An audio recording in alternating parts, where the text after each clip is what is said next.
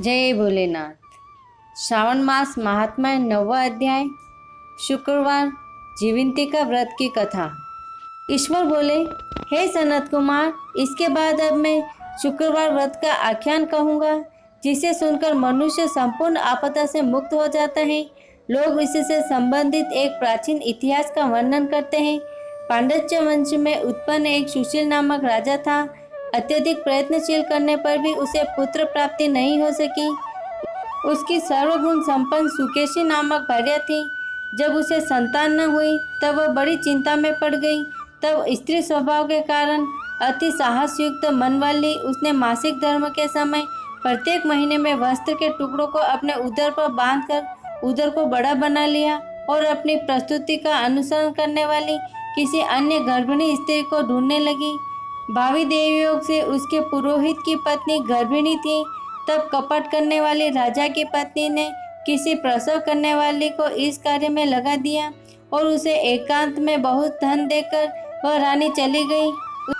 उसके बाद रानी को गर्भिणी जानकर राजा ने उसका पुंसवन और अवनलोभन संस्कार किया। 8वां महीना होने पर सीमंतोन्नयन संस्कार के समय राजा अत्यंत हर्षित हुए।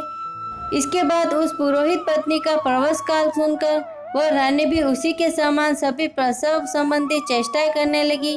पुरोहित की पत्नी चूंकि पहली बार गर्भवती थी, अतः प्रस्तुति के कार्य के प्रति वह अनभिज्ञ थी और केवल प्रसव कराने वाली दाई के ही कहने पर स्थित थी। तब उस दाई ने पुरोहित पत्नी के साथ छल करते हुए उसके नेत्रों पर पट्टी बांध दी और प्रसव के समय उसके पैदा हुए पुत्र को किसी के हाथ से रानी के पास पहुंचा दिया। इस बात को कोई भी नहीं जान सका। इसके बाद रानी ने उस पुत्र को लेकर यह घोषित कर दिया कि मुझे पुत्र रत्न की प्राप्ति हुई है। इन सब के बाद दाई ने पुरोहित की पत्नी के आंखों की पट्टी खोल दी। दाई अपने साथ मांस का एक पिंड लाई थी और उसने वह उसे दिखा दिया। फिर उसके सामने आश्चर्य तथा दुख प्रकट करने लगी कि यह कैसा अनिष्ट हो गया और कहने लगी कि अपने पुरोहित पति से इसकी शांति जरूर करवा लेना। कहने लगी कि संतान नहीं हुई कोई बात नहीं, पर तुम जीवित तो हो, यह अच्छी बात है। इस पर पुरोहित पत्नी को अपने प्रसव के स्पर्श चिंतन से बहुत संदेह हुआ।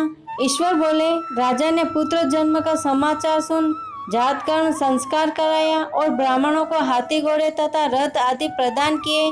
राजा ने कारागार में पड़े सभी कैदियों को प्रसन्न पूर्वक मुक्त करा दिया। इसके बाद राजा ने सूतक के अंत में नामकर्म तथा अन्य सभी संस्कार किए। उन्होंने पुत्र का नाम प्रियव्रत रखा। हे सनत कुमार, श्रावण मास के आने पर पुरोहित की पत्नी ने शुक्रवार के दिन भक्तिपूर्वक देवी जीविंतिका का पूजन किया। दीवार पर अनेक बालकों सहित देवी जीविंतिका की मूर्ति लिखकर पुष्प तथा मालों से उसकी पूजा करके गोधूम की पीठी के बनाए गए 5 दीपक उनके सम्मुख उसने जलाए। स्वयं भी गोधूम के चूर्ण भक्षण किया और उनकी मूर्ति पर चावल फेंका और कहा, हे जीवंती, हे करुणान्वय, जहाँ भी मेरा पुत्र विद्यमान हो आप उसकी रक्षा करना। यह प्रार्थना करके उसने कथा सुनकर यथाविधि नमस्कार किया। तब जीविंतिका की कृपा से वह बालक दीर्घायु हो गया और वे देवी उसकी माता की श्रद्धा भक्ति के कारण दिन रात उस बालक की रक्षा करने लगी। इस प्रकार कुछ समय बीत जाने पर राजा की मृत्यु हो गई। तब पितृभक्त उनके पुत्र ने उनकी पारलौकिक क्रिया संपन्न की। इसके बाद मंत्रियों तथा पुरोहित ने प्रियव्रत को राज्य पर अभिषिक्त किया। तब कुछ वर्षों तक प्रजा का पालन करके तथा राज्य भोग कर वह पितरों के ऋण से मुक्ति के लिए गया जाने की तैयारी करने लगा। राज्य का भार वृद्ध मंत्रियों पर भक्तिपूर्वक सौंपकर और स्वयं के राजा होने का भाव त्याग कर उसने कार्पेटिक का वेश धारण कर लिया और गया के लिए प्रस्थान किया। मार्ग में किसी नगर में किसी गृहस्थ के घर में उन्होंने निवास किया। उस समय उस गृहस्थी की पत्नी को प्रसव हुआ था। इसके पहले पष्टी देवी ने उसके 5 पुत्रों को उत्पन्न होने के 5वें दिन मार दिया था। यह राजा भी उस समय 5वें दिन ही वहां पहुंच गया था। रात में राजा के सो जाने पर उस बच्चे को ले जाने के लिए पष्टी देवी आई। जीविंतिका देवी ने उस पष्टी देवी को यह कहकर रोका कि राजा को लांग कर मत जाओ। तब जीविंतिका के रोकने पर वह पष्टी जैसे आई थी वह वैसे ही चली गई। इस प्रकार उस गृह स्वामी ने उस बालक को 5वें दिन जीवित रूप में प्राप्त किया। ये लोग इतने प्रभाव वाले हैं। यह देखकर उस गृहस्थ ने राजा से प्रार्थना की, हे राजन, आपका निवास आज के दिन मेरे ही घर में हो। हे प्रभु, आपकी कृपा से मेरा यह छठा पुत्र जीवित रह गया है।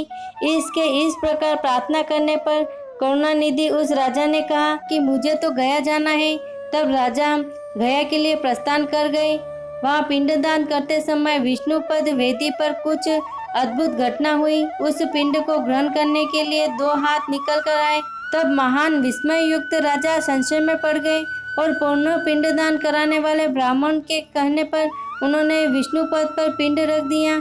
इसके बाद उन्होंने किसी ज्ञानी तथा सत्यवादी ब्राह्मण से इस विषय में पूछा। तब उस ब्राह्मण ने उनसे कहा कि ये दोनों हाथ आपके पितर के थे। इसमें संदेह हो तो घर जाकर अपनी माता से पूछ लीजिए, वह बता देगी। तब राजा चिंतित तथा दुखी हुए और मन में अनेक बातें सोचने विचारने लगे। वे यात्रा करके पुनः वहां गए जहां वह बालक जीवित हुआ था। उस समय भी उस स्त्री को पुत्र उत्पन्न हुआ था और वह उसका 5वां दिन था। वह जो दूसरा पुत्र हुआ था उसे लेने रात में फिर वही पष्टी देवी आई। तब जीवंतिका के दोबारा रोके जाने पर उस पुष्टि देवी ने कहा, इसका ऐसा क्या कृत्य है अथवा क्या इसकी माता तुम्हारा व्रत करती है जो तुम रात दिन इसकी रक्षा करती हो। तब पष्टी का यह वचन सुनकर जीवंतिका ने धीरे से मुस्कुराकर इसका सारा कारण बताया। उस समय राजा शयन का बहाना बनाकर वास्तविकता जानने के लिए जाग रहा था। अतः उन्होंने जीवंतिका और पष्टी दोनों की बातचीत सुन ली। जीवंतिका ने कहा कि हे पष्टी, श्रावण मास में शुक्रवार को इसकी माता मेरे पूजन में रत रहती है और व्रत के संपूर्ण नियम का पालन करती है। यह सब मैं आपको बताती हूँ। वह हरे रंग का वस्त्र तथा कंचुकी नहीं पहनती और हाथ में उस रंग की चूड़ी भी नहीं धारण करती। वह चावल के धोने के जल को कभी नहीं लांघती, हरे पत्तों के मंडप में नीचे नहीं जाती और हरे वर्ण का होने के कारण करेला का शाक भी वह नहीं खाती हैं। यह सब वह मेरी प्रसन्नता के लिए करती हैं, अतः मैं उसके पुत्र को किसी को मारने नहीं दूंगी। यह सब सुनकर राजा प्रियव्रत अपने नगर को चले गए। उनके देश को सभी नागरिक स्वागत के लिए आए। तब राजा ने अपनी माता से पूछा, हे माता, आप तुम जीवंतिका देवी का व्रत करती हो? इस पर उसने कहा कि मैं तो इस व्रत को जानती भी नहीं हूँ। इसके बाद राजा ने गया यात्रा का समुचित फल प्राप्त करने के लिए ब्राह्मणों तथा सुवासिनी स्त्रियों को भोजन कराने की इच्छा से उन्हें निमंत्रित किया और व्रत की परीक्षा लेने के लिए सुवासिनियों को वस्त्र, कंचुकी तथा कंकण भेजकर कहलाया कि आप सभी को भोजन के लिए राजभवन में आना है। तब पुरोहित की पत्नी ने दूत से कहा कि मैं हरे रंग की कोई भी वस्तु कभी ग्रहण नहीं करती हूँ। राजा के पास जाकर दूत ने उसके द्वारा कही गई बात राजा को बता दी। तब राजा ने उसके लिए सभी रक्त वर्ण के शुभ परिधान भेजे। वह सब धारण करके उस पुरोहित पत्नी के राजभवन में आई। राजभवन में पूर्वी द्वार पर चावलों के धोने का जल पड़ा देकर और वहाँ हरे रंग का मंडप देकर वह दूसरे द्वार में गई। तब राजा ने पुरोहित की पत्नी को प्रणाम करके इस नियम का संपूर्ण कारण पूछा। इस पर उसने इसका कारण शुक्रवार का व्रत बताया। उस प्रिय व्रत को देखकर उसने दोनों स्तनों में से बहुत दूध निकलने लगा।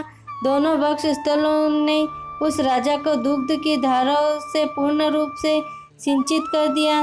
तब गया में विष्णुपति पर निकले दोनों हाथों जीवंतिका तथा पष्टी दोनों देवियों के वार्तालाप तथा पुरोहित पत्नी के स्तनों से दूध निकलने के द्वारा राजा को विश्वास हो गया कि मैं ही इसी का पुत्र हूँ। इसके बाद पालन पोषण करने वाली माता के पास जाकर विनम्रता पूर्वक उन्होंने कहा, हे मात, डरो मत, मेरे जन्म का वृतांत सत्य सत्य बता दो। यह सुनकर सुंदर केशों वाली रानी ने सब कुछ सच सच बता दिया। तब प्रसन्न होकर उन्होंने जन्म देने वाले अपने माता पिता को नमस्कार किया और संपत्ति से वृद्धि को प्राप्त कराया। वे दोनों भी परम आनंदित हुए। एक दिन राजा प्रियव्रत ने रात में देवी जीवंती से प्रार्थना की कि हे जीवंती, मेरे माता पिता तो ये हैं, तो फिर गया में वे दोनों हाथ कैसे निकल आए थे? तब देवी ने स्वप्न में आकर संशय का नाश करने वाला वाक्य कहा, हे प्रियव्रत, मैंने तुम्हें विश्वास दिलाने के लिए ही यह माया की थी, इसमें संदेह नहीं है। हे सनत कुमार, यह सब मैंने आपको बता दिया। श्रावण मास में शुक्रवार के दिन इस व्रत को अनुष्ठान करके मनुष्य सभी मनोरथों को प्राप्त कर लेता है। इस प्रकार से स्कंद पुराण के अंतर्गत ईश्वर सनत कुमार संवाद में श्रावण मास महात्म्य में शुक्रवार जीवंती का व्रत कथा नामक 9वां अध्याय पूर्ण हुआ। जय भोलेनाथ।